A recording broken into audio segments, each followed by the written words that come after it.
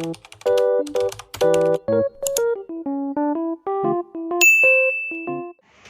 Dewi Abraham menyapa saudara kembali. Hari ini saya tidak sendiri, tapi saya ditemani sahabat baik saya untuk yang kedua kali. Kalau masih ingat, silakan memperkenalkan diri lagi, Pak. Ya, nama saya Pendeta Wim Kuswantoro. Saya tinggal di Pulau Bali, tepatnya di kota Denpasar. Beliau adalah gembala dari GBI Swiss Ministry. Pak, ada pertanyaan dari follower saya, katanya begini. Bu Dewi tanya sama Pak Wim, kenapa dikasih nama Swiss kok ala-ala Eropa begitu? Tolong penjelasannya, Pak. Ya, Swiss itu bukan cabang dari Switzerland. Swiss adalah singkatan aja, sekitar wilayah sesetan Sidagarya.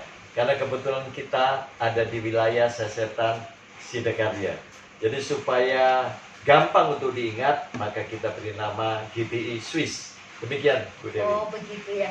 Hari ini kita akan ngobrol-ngobrol tentang Natal. Siap. Hari ini Pak Gembala akan bicara tentang makna Natal yang diambil dari Yohanes 3 ayat yang ke-16. Ya, Natal itu sebetulnya adalah kelahiran daripada Yesus Kristus, Sang Mesias, Juru Selamat dunia. Dia adalah Allah, dia adalah Sang Firman yang menjadi daging. Di dalam Yohanes 3 ayat 16 dan 17 dikatakan bahwa karena begitu besar kasih Allah akan dunia ini, sehingga ia mengaruniakan anaknya yang tunggal, supaya barang siapa yang percaya kepadanya tidak binasa, melainkan beroleh hidup yang kekal. Demikian, Ibu Dewi. Yang luar biasa begini, Natal adalah kasih Allah yang mencari manusia yang berdosa. Yes. Bukan kita manusia yang mencari Tuhan, Betul. tapi Tuhan yang punya belas kasihan. Manusia nggak mampu menyelamatkan dirinya sendiri, tapi perlu Tuhan. Amin. Jadi Betul. esensi Natal itu sebenarnya seperti apa? Ya, Natal sekali lagi adalah demonstrasi kasih Allah yang dinyatakan kepada manusia yang berdosa. Dia datang bukan untuk menghakimi, tetapi untuk menyelamatkan. Bukan untuk menghukum, tetapi sungguh-sungguh memulihkan kehidupan kita. Jadi makna Natal adalah kasih Allah yang tanpa syarat buat setiap kita, saudara dan saya, orang-orang yang terhilang. Demikian Ibu. Luar biasa ya, kasih Tuhan itu kasih yang tanpa syarat. Kalau kita manusia kan, kalau kamu baik sama aku baik sama kamu. Kalau kamu mengasihi aku, bisa mengasihi kamu. Tapi Allah, sekalipun kita manusia berdosa, kasihnya tetap menjangkau kita. Amin.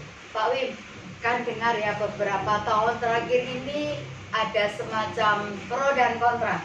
Ada yang katakan begini, Natal itu perlu dirayakan karena kita menyambut raja di atas segala raja. Ya. Tapi satu sisi ada pendapat yang mengatakan Natal itu tidak perlu, yang penting Paskah. Bagaimana pendapat Pak Wim Ya. tentang masalah ini? Jadi sebetulnya Paskah, puncak daripada karya Kristus, tidak bisa dipisahkan daripada Natal. Jadi ini merupakan satu paket karya keselamatan Allah bagi seluruh umat manusia. Mulai daripada kelahirannya. Tanpa kelahiran jelas tidak ada Paskah. Jadi kita mesti celebrate, mesti rayakan kelahirannya, kematiannya, kebangkitannya, kenaikannya, dan kedatangannya yang kedua kali. Jadi ini merupakan satu paket. Jadi kuranglah tepat kalau kita hanya merayakan Paskah dan tidak merayakan Natal. Seakan-akan kita melupakan bahwa Natal adalah Allah yang menjadi manusia. Demikian Ibu Dewi. Jadi tidak salah ya merayakan Natal. Kadang-kadang memang ada beberapa gereja yang merayakan Natal secara luar biasa, secara mewah, itu karena mereka mampu dan mereka memang belajar memberikan yang terbaik buat Tuhan. Jadi kita nggak boleh menghakimi untuk yang bisa merayakan Natal karena apa yang mereka sudah miliki itu sah-sah saja ya. Ya, saya setuju sih. Jadi masing-masing di dalam mengungkapkan ekspresi sukacita yang kaya boleh merayakan, tetapi jangan lupa juga kepada yang miskin dan papa. Demikian yang miskin dan papa memang tidak bisa merayakan secara berlebihan, tetapi makna Natal bukan pesta pora. tetapi hakikat daripada kasih itu sendiri. Karena itulah kenapa Yesus tidak lahir di istana, tetapi dia lahir di kandang. Menandakan apa? Kesederhanaan. Bahwa yang penting bagi kita bukan pesta yang meriah, tetapi makna kasih Allah yang memulihkan hidup kita. Luar Demikian, biasa. Ibu Dewi. Jadi begini ya, Pastor Win ya, ternyata Natal adalah sebuah pengorbanan. Yes. Pengorbanan kasih Tuhan untuk kita manusia yang berdosa. Selayaknya itu memotivasi kita untuk menjadi pribadi yang berani berkorban, Amin. bisa memberikan waktu kita, Ya. hati kita, harta kita. Kalau kita mampu, kita belajar beri yang terbaik. Ya. Perwakilan yang luar biasa, orang majus, wakil orang Betul. pintar, orang kaya memberikan hartanya untuk Betul. Tuhan. Betul. Begitu. Soalnya Betul. begini Pastor, kadang-kadang orang berpikir begini, kayaknya Natal setiap hari ya begitu-begitu saja. Pohon Natal dipasang, Iya. nyanyi malam kudus, karena menganggap Natal itu sebuah kebiasaan seperti upacara biasa. Rutinitas, ya. Betul enggak? Tapi kalau kita punya effort yang kuat bahwa Natal itu sesuatu yang amazing, sesuatu yang harus dirayakan, maka kita akan tampil beda dalam menyikapinya. Betul Ya, enggak Pak? benar.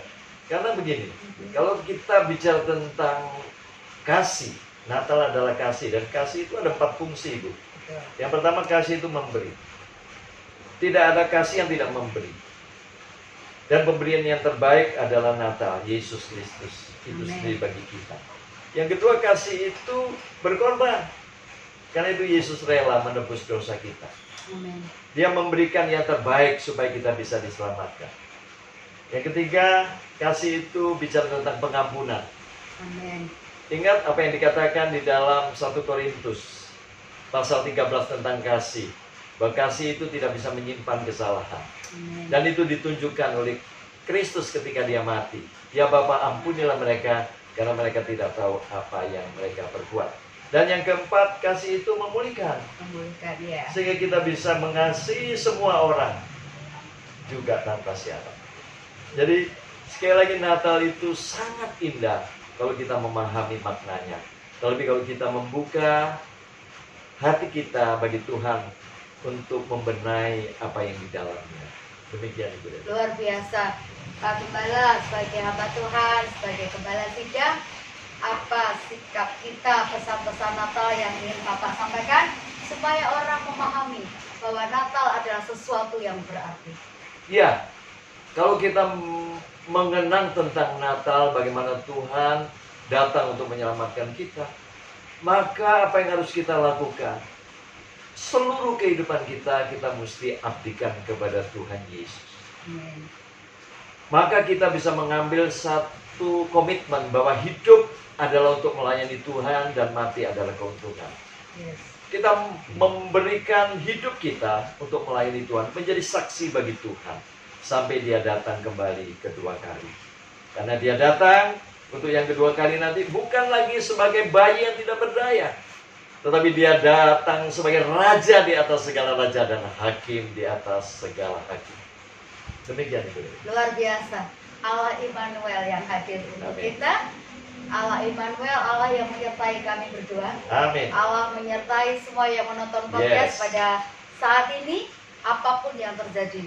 Allah Immanuel adalah Allah yang mengerti, Allah yang peduli, Allah yang tidak meninggalkan kita sendirian. Amin. Terima kasih untuk waktunya Pastor Wim. Sama-sama. Satu saat kita akan sama-sama lagi. Siap. Sebelum kita meninggalkan tempat ini, kami berdua akan mengucapkan Selamat Selamat Hari Natal Natal 2024